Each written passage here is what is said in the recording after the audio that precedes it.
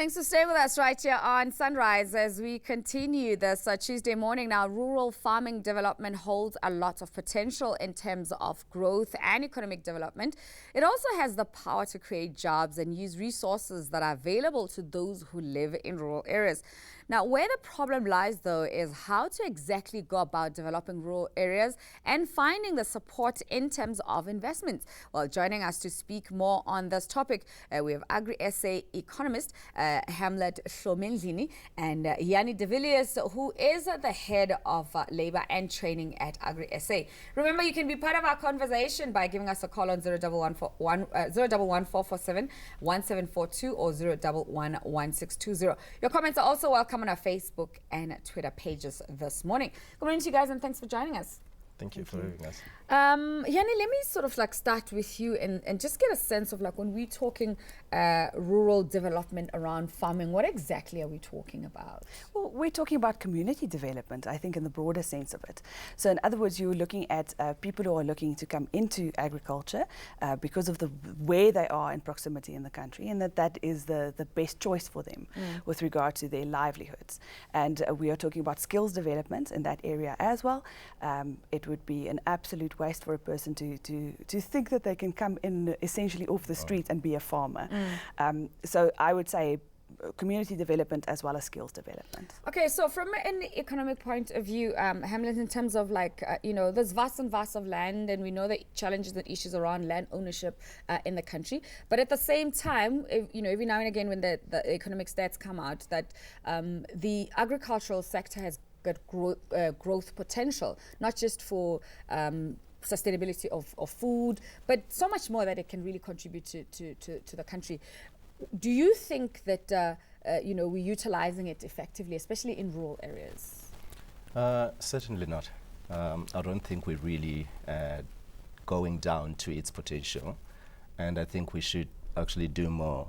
If we were to just maybe look back at the first and the second quarter of this year, and you look at the numbers that have been released by Stats SA in terms of contribution to the GDP, the agriculture sector has played a significant role in that.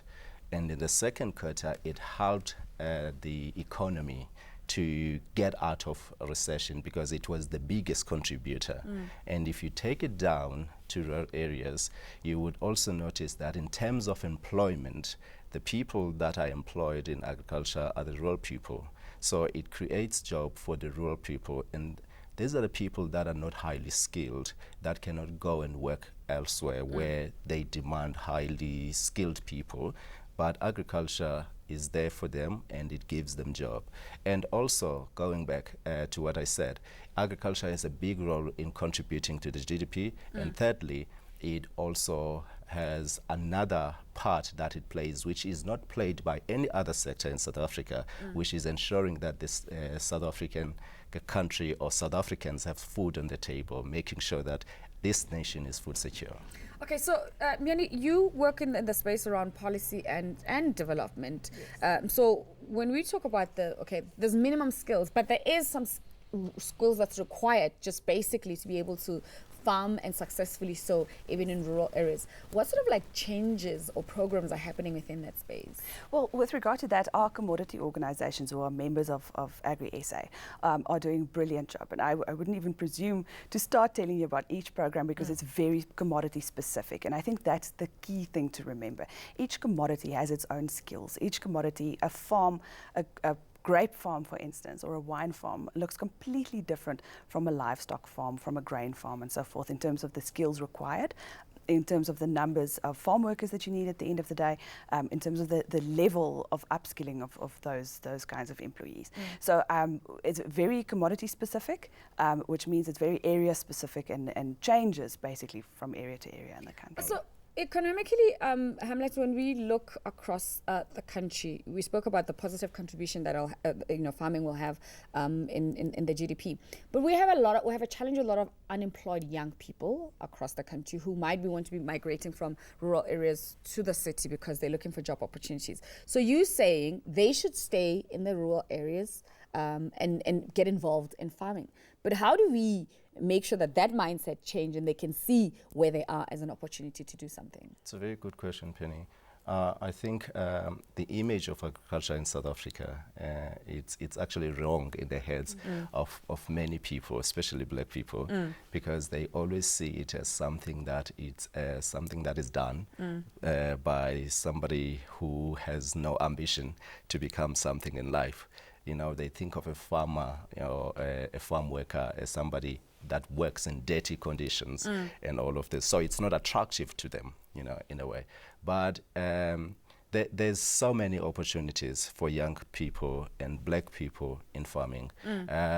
One thing that we need to stress about farming is that farming, whether you go it in the form of going there as a farmer or as a laborer, you need to have specific skills. There's specific skills that are needed. If you want to be a farmer, you need to know that farming is not just something that you can wake up today and do it, it's something that one needs to know something about, and it's a business, and you need to treat it as a business. And that is something that needs to change in the minds of many black people when they look at farming. They need to understand that when you are a farmer, you actually are an entrepreneur, and you need to have basic skills on that. And we need to work on that because we haven't actually concentrated or focused on working on that. So we need to change that mindset. That's the first thing that we need to do, changing the mindset and showing the agricultural sector and its opportunities as they are. If you look, for instance, at the white community, who are actually the ones that are predominantly in the sector, you would notice that it moves from generation to generation.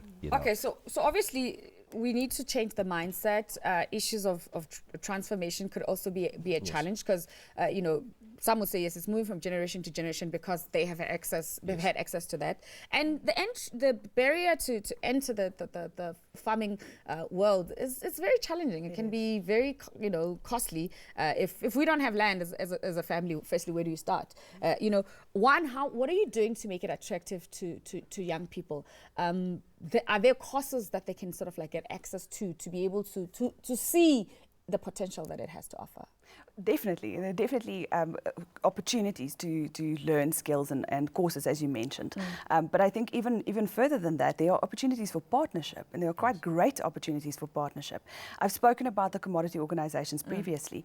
Now, they run transformation projects in partnership with, for instance, commercial farmers, where you get a whole community involved. There are examples with wool growers in the Eastern Cape. There are examples in the sugar industry. There are examples, Cotton SA, for instance, has very interesting programs that they run.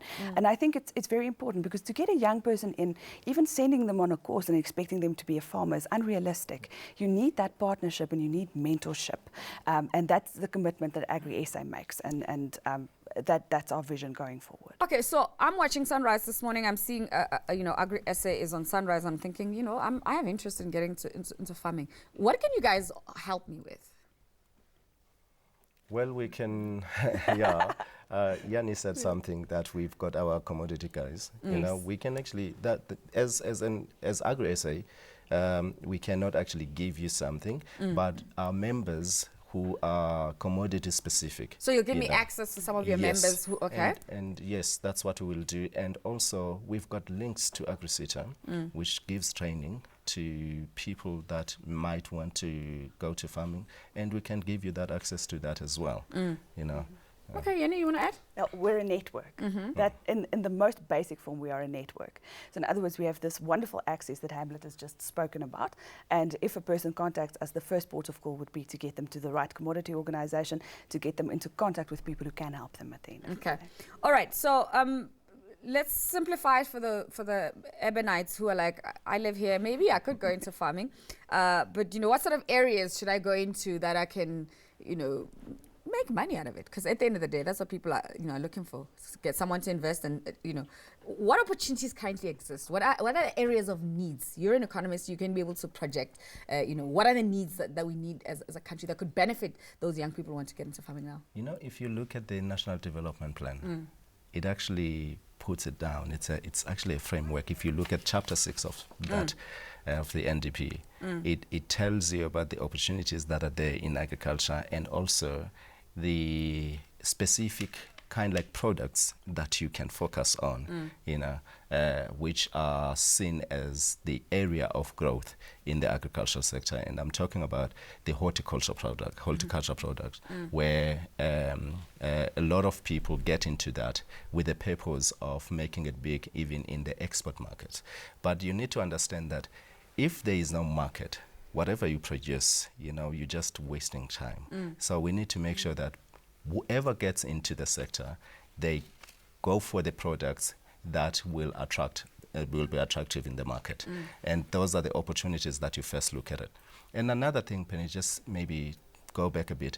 The NDP makes a compelling case about the potential of agriculture in South Africa and its contribution to the economy of South Africa. But if you look at what is happening around, the issue of land, and you alluded to earlier that people want land. You cannot farm without land, But we also need to understand that before you become a doctor, you have to go to medical school.